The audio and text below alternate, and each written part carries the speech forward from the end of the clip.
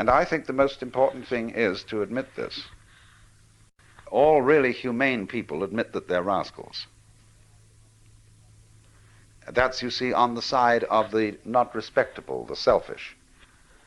But so also, all humane people should admit always what games people are playing.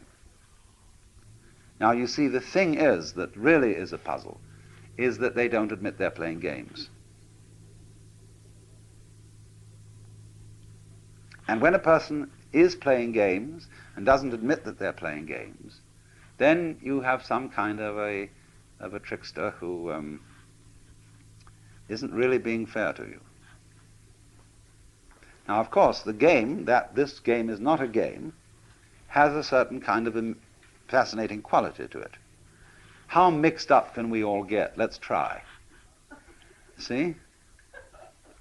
That's a certain possibility in that. I would like to go insane and be as insane as anybody has ever been and be the farthest out crazy nut in the world. See? That's a game. But it's not a good game. It's a game being played by a person who didn't really understand that everyday life was a game too. And I think the most important thing is to admit this. All really humane people admit that they're rascals. That's, you see, on the side of the not respectable, the selfish. But so also, all humane people should admit that they're jokers, that they're playing games and playing tricks. That I am doing it on you. I am most ready to admit this. I hoaxed you all into coming here to tell you what?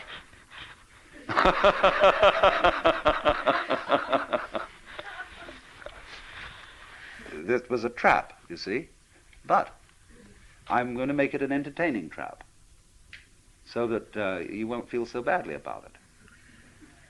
Now, this is philosophy, but I think philosophy is like music. You go to a concert and you listen to somebody play Bach or Mozart or Beethoven.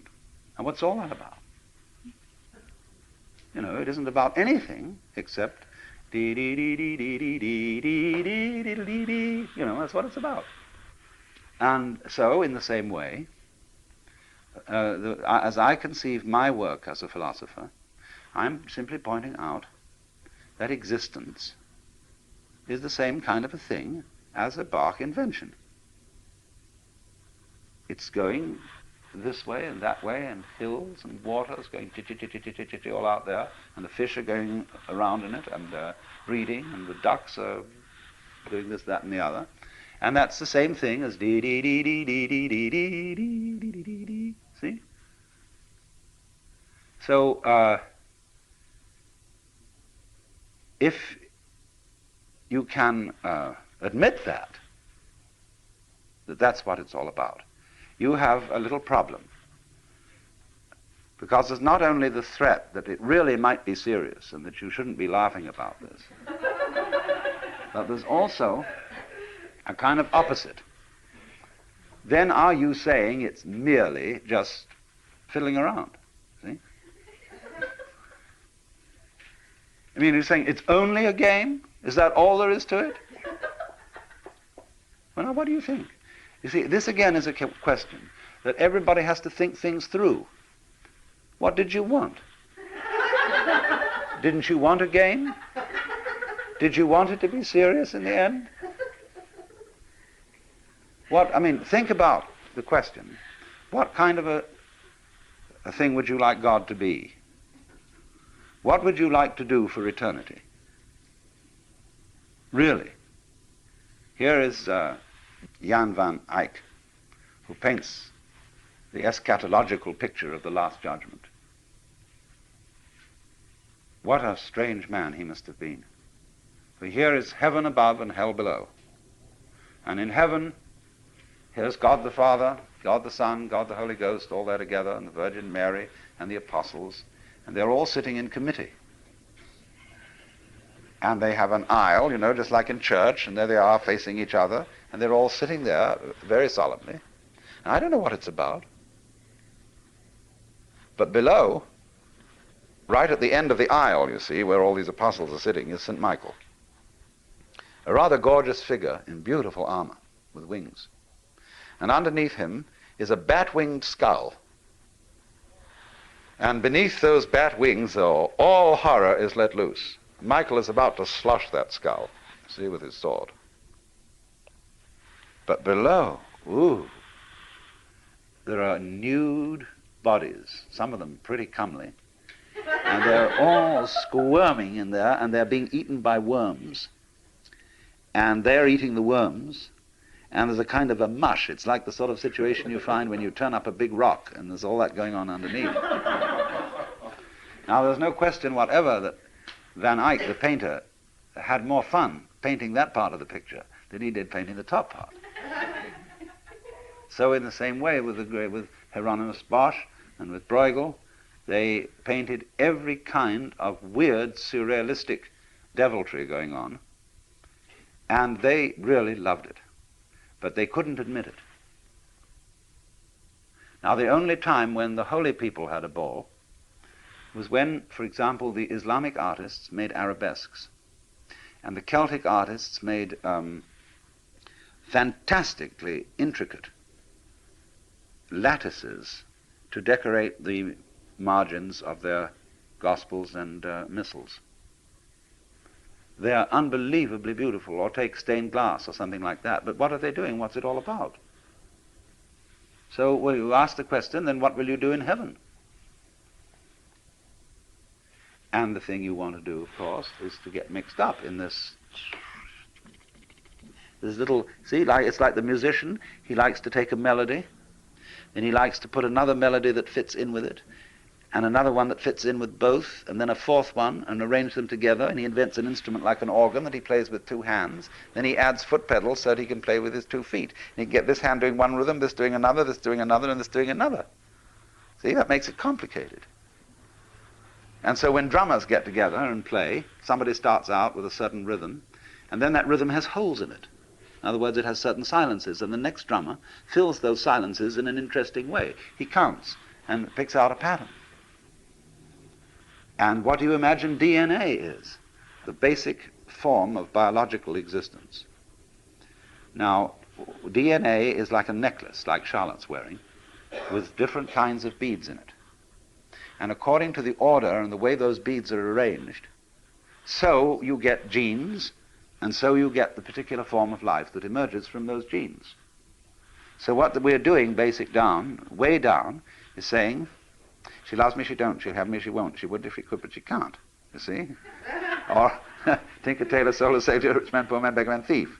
Well, this is the way life is going on. And as a result comes all this, you see? Question is then, you see, in your heart of hearts, you can take the attitude that all this is terrible, or that it's dreadfully serious. You see, you can play comedies, you can play tragedies, farces, histories and romances and all that kind of thing, and you can take these various attitudes to it. But if you are awakened, and as it were, you've been let into the secret, which is what we've been talking about, see? Because the web is also the curtain, you know, the veil.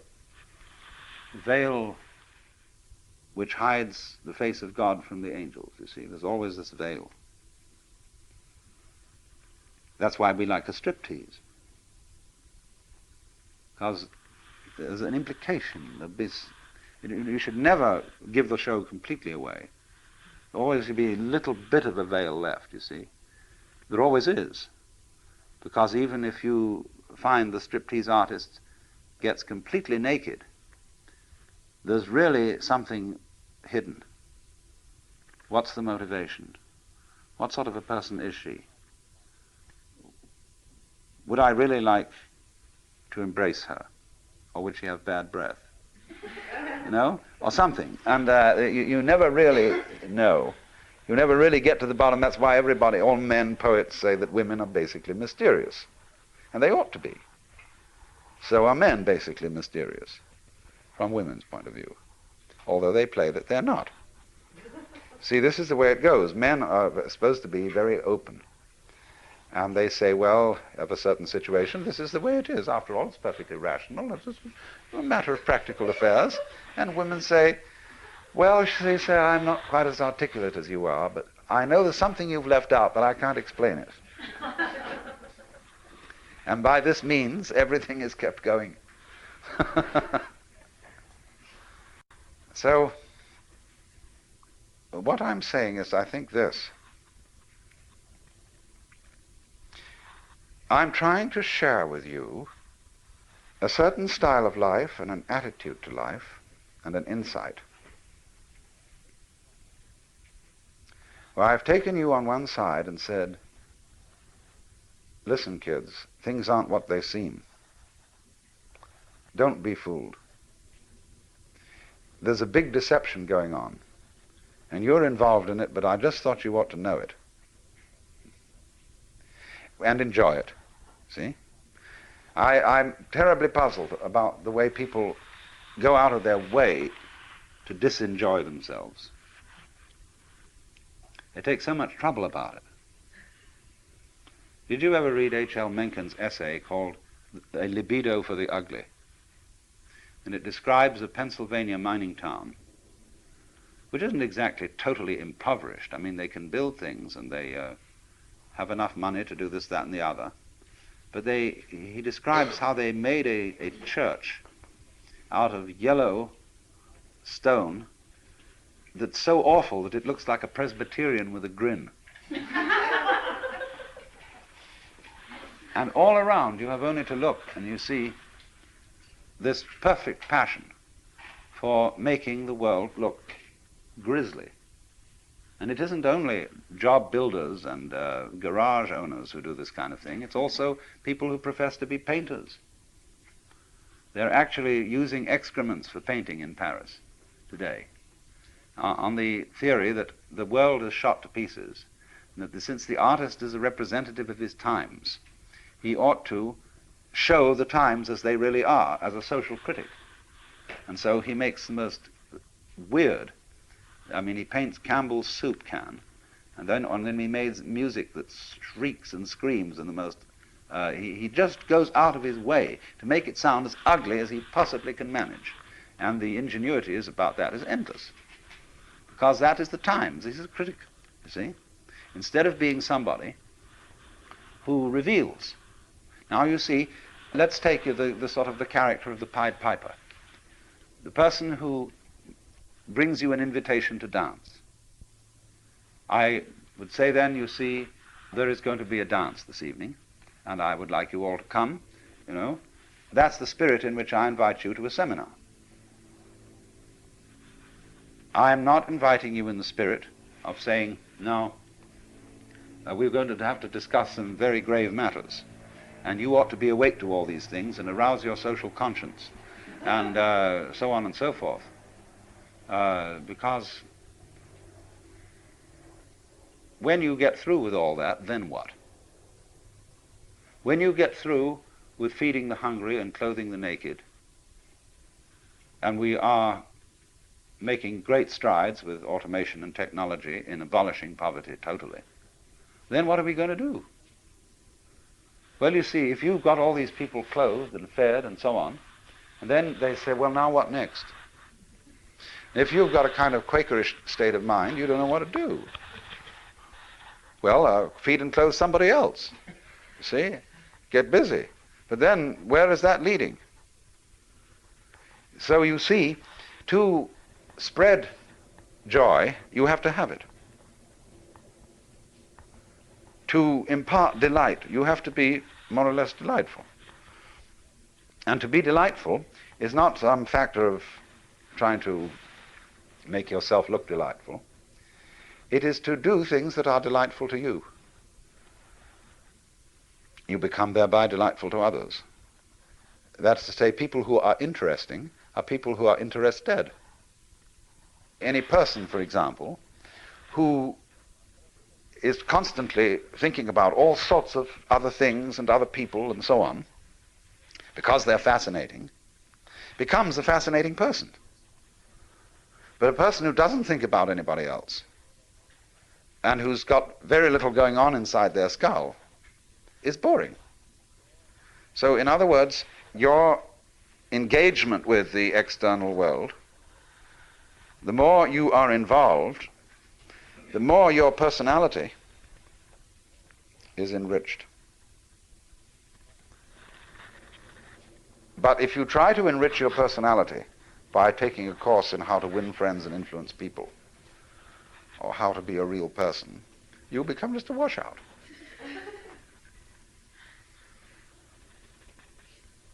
Because you will be in a kind of small circle. You'll be, as it were, you'll be like somebody trying to get a good nutrition by biting his nails. And then the fingers next. And then half an arm gone and so on. And you're entirely nourishing yourself with yourself. Now, of course, on a vast scale, the universe does that. It eats itself up. That's why the symbol of the snake swallowing its tail is a very fundamental, archaic symbol of life. But the way it's done is that the snake has in some part of the ring a place where it's not sensitive. It's called the unconscious. Where it doesn't know that what comes to it in the form of food is actually what left it in the form of excrement. That thing is, don't mention it. After all, as the Lord said at the beginning of the universe, you must draw the line somewhere. And so, as a result of there always being a kind of gap, that's the gap, like where the electric spark jumps. That's the thing behind your head, behind your eyes that you could never get to look at. It's the gap. And because of that little gap, the circle doesn't just revolve in a dull way, just go round and round and round like a boring thing. It has rhythm. See, if I say, yoy, no rhythm. See, it's just one long sound. And after a while we say, oh, cut it out. Or we just become insensitive to it. But what we want to hear is a break in it, you see. And we want to hear it go on and off and vanish and come back again and so on. And it sets up a rhythm. That becomes interesting. That's putting gaps between, you see. We need those gaps. So now you see it, now you don't. Now you see it, now you don't. Oh, that's pretty dull. So what we're going to do is this. We're going to have you see it 3 times, and then with a regular not see it between them. Then there's going to be a longer not see it after that one. And then I'm going to do something very complicated after that so that you don't really know when it's going to come next. So there's going to be a surprise. You know how we all do that? And interesting people are those who do this in very involved ways. Dull people, sort of people who put their hats on absolutely straight, are the kind of people, for example, who have the same meal every day, exactly the same thing, always. See? Have no inventiveness. They have the same routine, they go to the same office, they answer the same kind of letters, and that's that. See? But then if they want to start up a more interesting kind of business and make more money, then they have to figure out, let's take the people who make clothes. They figure out fashion. It's going to be a new thing for ladies, a new style this fall. We're going to make them do long skirts instead of the short skirts, middle skirts. And the skirts go like this. Then finally they thought about having topless women. They're going to play around with that and have an absolutely scandalous ball. But that's the whole thing, you see. It's this thing of rhythm. And yes, you ask, well, I see that. What is doing this rhythm? Who, after all, am I? And as you explore deeper and deeper and deeper into the nature of yourself, you find that you're a rhythm doing a rhythm. And behind that, there's another rhythm doing a rhythm. your vibrations. And once again you meet our friend the onion. And who is doing all this? Why, he disappeared. He came around, and there it was, and we were looking for him, and he vanished.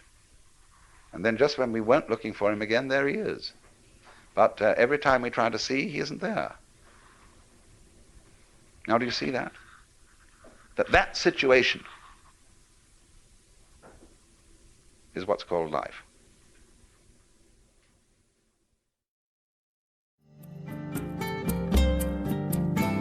This concludes Session 4 of Out of Your Mind, Essential Listening from the Alan Watts Audio Archives. Our program continues.